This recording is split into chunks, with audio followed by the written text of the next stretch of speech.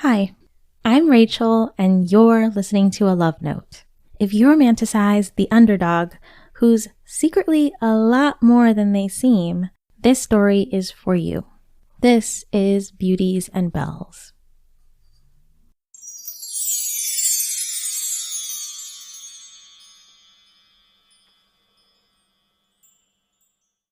$500. Cool. She sighed and looked up from her phone as she crossed Salisbury Street. The fading sky was tinged with pink, purple, and orange hues. People were milling around in tank tops and shorts. Cars were cruising by with their windows and tops rolled down, blasting the latest summertime hits. Bet that guy in the Benz has more than $500 to his name. Then again, maybe not. Looks can be deceiving. No one would guess what she did for a living just by looking at her. It's all good, she whispered to herself. Rent isn't due until next week. I'll have it by then. She hung a left, then ducked into an alley to her right. Phil was smoking a cigarette by the back entrance as usual. She never saw him without one of those death sticks. It's a wonder he didn't have cancer or something. He coughed and then let out a hoarse greeting. Hey, sweetness. On second thought, maybe he did have cancer. In the dressing room, 3 girls were primping and putting on their costumes for tonight. And by girls, she meant girls. She was the oldest in the room at 24. These girls couldn't be more than 18 or 19. The oldest dancer in the club, Bobby, was 31. After that, you either found another profession, got married, or went on welfare with your 3.5 kids. She wasn't going to end up like the latter. She had a plan. Sort of. She got dressed and walked out onto the main floor. Tonight, she was wearing her lucky red bikini bottoms trimmed with white lace and a matching mini corset top with her clear 6-inch pleasers. She ditched her usual long blonde wig for a short strawberry blonde bob. The last time she wore this outfit, a customer tipped her $200 for a 20-minute couch dance. Despite her best efforts, it was a typical Wednesday. Customers trickled in and out for a quick midweek pick-me-up, but they didn't linger, and neither did their wallets. She danced for a couple of men in the first hour, then whipped around a pole for another hour, earning a measly $60. She was about to take a break when she noticed a guy sitting off to the side in a booth by himself. Mid-20s to early 30s, too young to have any real money, unless he was a finance bro or a trust fund kid. He sure didn't look it. He was leaning out of the booth, looking but not making eye contact with any of the dancers. His right knee was bouncing like crazy and his left hand was tapping a drum solo on the table. The other girls were avoiding him like the plague.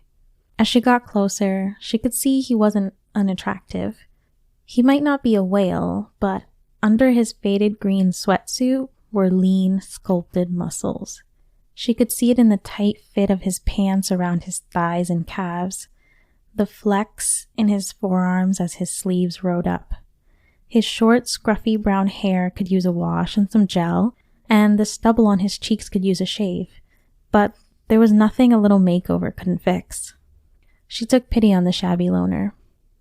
"Hi, I'm Sweetness," she said, running her fingers down his arm.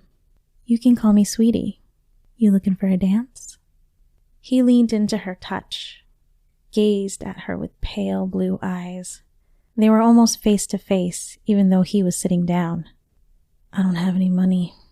His voice was low, deep, wistful. His eyes roamed up and down her figure, lingering on her exposed cleavage. She understood trying to find a little joy even when you couldn't afford to enjoy it. She smiled, turned around, then looked over her shoulder. "This one's on the house." She bent at the waist so her derriere was in his face as she rotated her hips to the pulsing beat of Pull the Trigger by Russ, one of DJ Savage's favorites. It played at least once or twice a night. She twirled around slowly, on beat, then sat in his lap. He kept his hands fisted at his sides, eyes fixed on her hips. She rolled against his thighs, ran her hands up and down her legs, her chest, her neck, and into her hair. As the song ended, he leaned forward and whispered in her ear, "When I get my shit together, I'm coming back for you, sweetheart." She smirked. "Sure, hon. I'll be here, holding my breath." She could feel his gaze searing into her back as she walked away. He was gone when she came back from her 15-minute break. But 3 days later, he showed up with his hair swept back in a pompadour, a navy blue Armani suit, shiny black leather shoes, and an apology. "Sorry I made you wait. You can breathe now."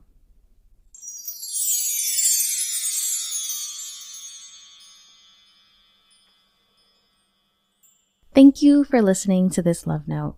You can find the written version of this note through the link in the show notes at rrondon.com. While there, you can also sign up for the lovely newsletter and have love notes sent directly to your inbox once a month. Or not.